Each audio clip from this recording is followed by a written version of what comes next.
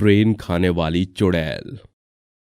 बिहार की तरफ जाने वाली स्वतंत्रता सेनानी गाड़ी हर रोज की तरह अपनी रफ्तार से चल रही थी। ट्रेन के अंदर कुछ पैसेंजर्स सो रहे थे, कुछ अपने फोन में व्यस्त थे। रात के 1 बज रहे थे कि तभी किसी बच्चे की रोने की आवाज आने लगी और वो आवाज धीरे धीरे बढ़ने लगी। अरे यहाँ पर किसका बच्चा रो रहा है? पता नहीं, कोई बच्चा दिख भी नहीं रहा है। वो सभी बात कर ही रहे होते हैं कि तभी उनको एक महिला दिखाई देती है। उन्हें देख सभी पैसेंजर डर जाते हैं क्योंकि वो कोई मामूली महिला नहीं बल्कि एक चुड़ैल थी।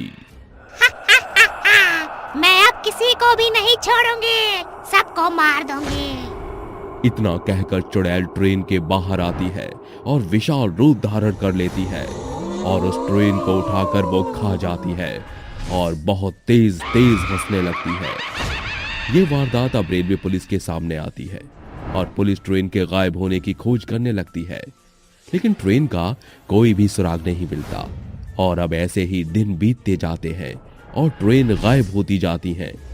एक दिन एक परिवार अपने गांव जा रहा था कि तभी उस ट्रेन में एक बार फिर बच्चे के रोने की आवाज आती है और मीना अपने पति से बोलती है, रजत जी, ये बच्चे की रोने की आवाज कहाँ से आ रही है?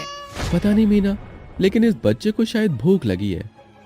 बच्चे की रोने की आवाज बढ़ती ही रहती है और अब सब इस आवाज से लोग डर जाते हैं क्योंकि आवाज बढ़ने के साथ साथ उस बच्चे की आवाज भयानक भी होती जा रही थी। आखिर किसका है ये बच्चा जो इतना इरिटेट कर रहा है? जैसे ही वो पैसेंजर ये बात बोलता है कि तभी भयानक चुड़ैल उसके सामने आ जाती है और तेज तेज चिल्लाने लगती है। वो इतनी तेज चिल्लाती है कि वहां के लोगों के कानों से खून निकलना शुरू हो जाता है। चिल्लाने के बाद चुड़ैल उस पैसेंजर को हवा में उड़ा देती है और गोल गोल घुमाने लगती है। अरे अरे मर गया रे! अरे चुड़ैल, मुझे नीचे उतार! मुझे क्यों हैंगर की तरह क्यों लटका रखा है तूने? तूने मेरे बेटे को इरिटेटिंग बोला, मैं तुझे खा जाऊंगी, मार दूंगी तुझे।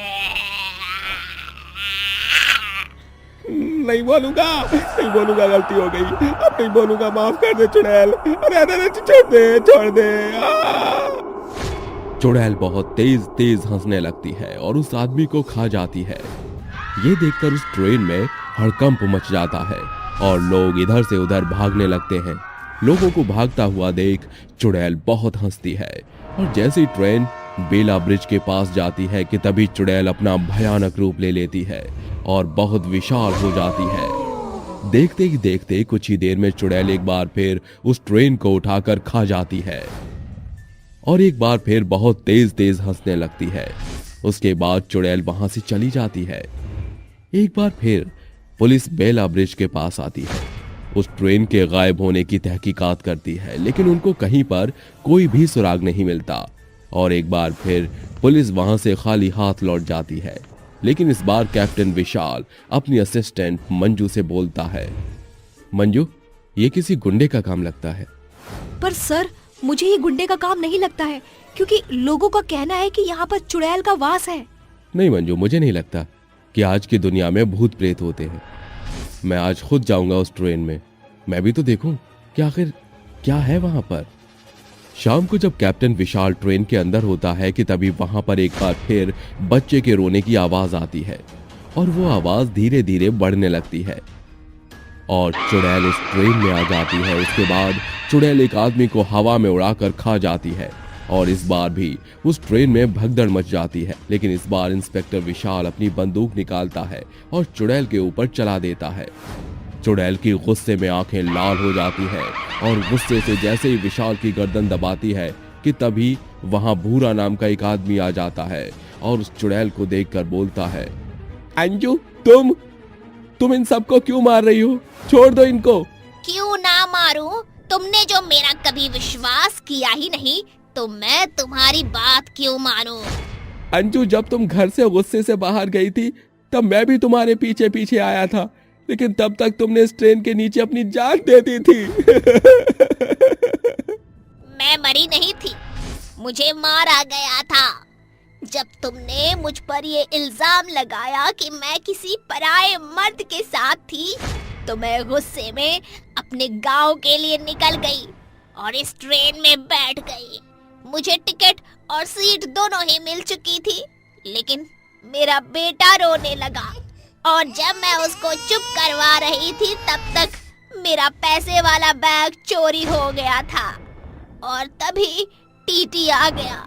मैंने उसको बहुत बोला कि मेरे पास टिकट है, लेकिन उसने मेरी एक ना सुनी और वो मुझे वहां से भगाने लगा। गुस्से में मैंने उसको थप्पड़ मार दिया, जिसके बाद उसने मुझे चलती ट्रेन से धक्का मार दिया और मैं ट्रेन के नीचे आ गई, जिसके बाद मेरी मौत हो गई। तब से मैंने कसम खा ली कि यहाँ से कोई भी आएगा तो मैं उसको इस रास्ते से जाने नहीं दूंगी। यहाँ से चली जाओ, वरना तुम जानती हो मैं भूतों को भी भगाता हूँ। मैं तुम्हारे साथ कुछ गलत नहीं करना चाहता और ना ही कोई जबरदस्ती करना चाहता हूँ। इससे अच्छा है कि तुम यहाँ से चुपचाप चली जाओ। भूरा के इतना कहने के बाद भी वो चुड़ैल नहीं जाती और अपना विशाल भयानक रूप ले लेती है और जैसे ही वो ट्रेन के बाहर जाने लगती है कि तभी भूरा अपने बैग से मंत्र वाली कैंची निकाल लेता है और चुड़ैल की चुटिया काट लेता है, जिसके बाद चुड़ैल मर जाती है। वो ट्रेन उस चुड़ैल के आतंक से आजाद हो जाती है और अब वहां पर किसी भी चुड़ैल का खौफ नहीं था और ना ही अब कभी ट्रेन के गायब होने की वारदात सामने आई। लोग अब बिना डर के गांव जाने लगे और खुशी से सब रहने लगे।